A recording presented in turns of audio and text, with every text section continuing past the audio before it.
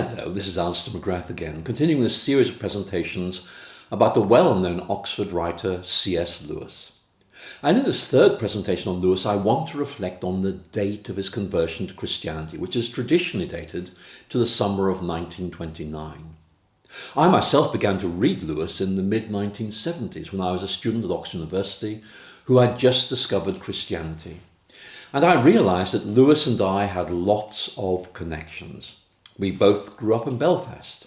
We were both students and then dons at Oxford University. And Oxford played an important role in both of our conversions. We were both atheists who discovered Christianity while we were at Oxford. And in 2008, I decided to write a new biography of Lewis. It would be a labour of love, and it took me 4 years to research and to write. And I explored how Lewis initially discovered Christianity and then became one of its leading public advocates. I decided to do the job properly and spent 15 months reading everything Lewis had published in chronological order, including the collection of letters so carefully edited by Walter Hooper. And doing this, I thought, would help me understand the flow and the development of both Lewis's ideas and also his writing style. But after a few months of close reading, I began to realise something seemed to be wrong. In Surprised by Joy, his autobiography, Lewis tells his readers about his conversion. He explains how he finally abandoned his resistance to God and became, I quote, the most dejected and reluctant convert in all England. Now, Lewis dates this development to Oxford University's Trinity Term 1929. That is, to the 8 weeks from 28th of April to the 22nd of June 1929. This has become a landmark in Lewis's studies, one of the few dates in Lewis's spiritual development that we think we know with any precision. But as I read Lewis's letters from 1929, I saw no change in his voice or tone. There was no sense that anything had happened. There was any indication of a radical realignment. And if Lewis did indeed come to believe in God in the Trinity Term of 1929, I have to say it seems to have made no discernible difference to his outlook or his thought. But Lewis makes it clear his conversion did make a radical change to the way he saw himself and the world around him. But interestingly, his writings of 1930 tell a different story. For a start, there's a clear change in his voice from the summer of 1930, and a clear change in his behaviour from October 1930 onwards. So there are no grounds for doubting Lewis's subjective memory of his conversion. The problem is the date.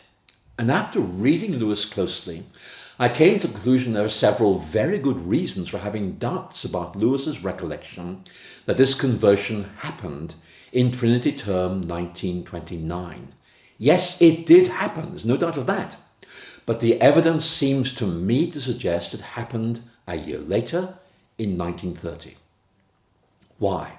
First, Lewis's account of the dynamics of his conversion in Surprised by Joy speaks of God closing in on him, taking the initiative and ultimately overwhelming him.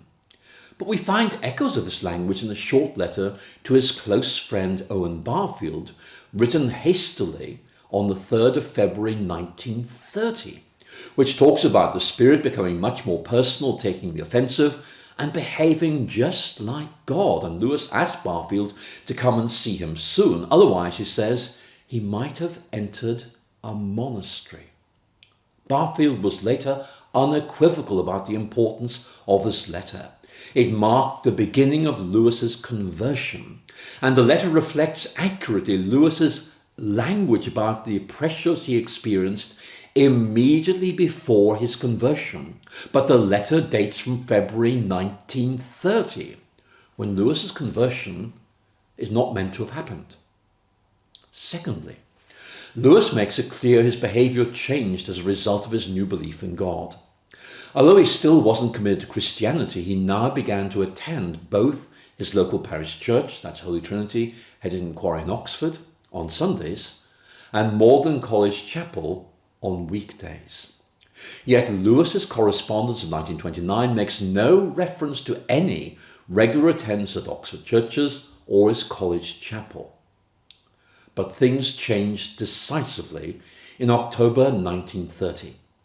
In a letter to his close friend Arthur Greeves, dated the 29th of October 1930, Lewis explains he now goes to bed earlier than he used to because he has started going to morning chapel at 8 o'clock in college.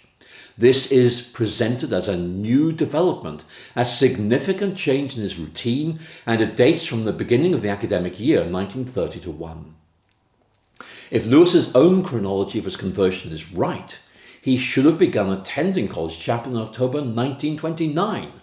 But the date of this change of habit, October 1930, makes perfect sense. If Lewis discovered God in the summer of 1930, maybe June 1930, this would explain Lewis starting to attend college chapel in October 1930 because the Oxford academic year resumes in October, thus giving Lewis the opportunity to begin attending college chapel regularly.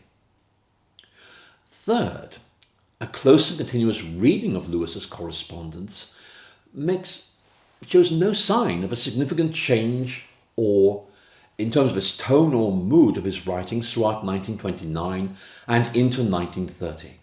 There's no hint of any radical change of heart or mind.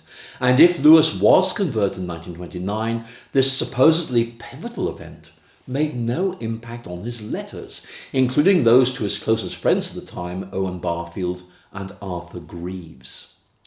So my concern is the traditional date of Lewis's conversion, based on his own narrative in Surprised by Joy, and repeated in every major study of Lewis before I published my biography in 2013, needs review. And for me, the best explanation is that Lewis's subjective location of this critical event is reliable, but his external chronological location of the event is not right. If Lewis was converted during any Trinity Term, it was Trinity Term 1930, not in 1929. So this brings us to the fourth piece of evidence, namely that scholarship has made it clear Surprised by Joy shows a pattern of misremembered dates. Surprised by Joy contains important errors in dating, which makes it clear we can't rely on Lewis's own dating of his conversion. Let's look at the opening of chapter 4, in which Lewis tells about being sent away to a school in England after the death of his mother. Let me read you its opening sentence. In January 1911, just turned 13, I set out with my brother to Wyvern. Let's pause for a moment. Lewis was born on the 29th November 1898, so how old was he really in January 1911? He would have been 12, not 13. Remember, Lewis was born on 29th November 1898. He'd have marked his 12th birthday on 29th November 1910, so 1 month later, in January 1911, he would have been 12 years, 1 month, and a few weeks old. In other words, using his own words, he would just have turned 12, not 13. Surprised by Joy is out by a year here. This clearly raises the question of the reliability of Lewis's memory. How could, some would say, he misremember the most important date in his life? If this was the tipping point in Lewis's life, surely he'd remember its every aspect in detail. But the answer to this question is very simple. Lewis was not good about remembering dates, even though he retained a vivid memory of his past thoughts and feelings. Subjectively, Lewis gives a superb account of his thoughts, longing and concerns leading up to his conversion, but when it comes to dates, months and days, he gets things muddled. All I'm saying is that Lewis is wrong by a year in recalling his conversion. Am I right? Well, check the evidence out for yourself. It's all there in my biography of Lewis, and you tell me what you think. So does revising the date of Lewis's conversion make any difference to our understanding and appreciation of his writings? No, it doesn't. It's a matter of purely academic interest. I'm an Oxford academic, so it interests me. Lewis's first book as a Christian was written in August 1932, well after his conversion, so actually it doesn't matter very much whether this happened in 1929 or 1930. The simple reality is that dates didn't really matter that much to Lewis. Surprised by Joy is a story of an unexpected and transformative encounter between God and Lewis. And maybe what really matters is that Lewis really was converted, not when this happened. Now, in the next presentation, we're going to look at a key aspect of Lewis's thought. The idea that Christianity gives us a big picture of life, helping us to see how things relate to each other in a coherent whole. I think you'll find this really interesting. I look forward to speaking to you again very soon. Thank you so much for listening.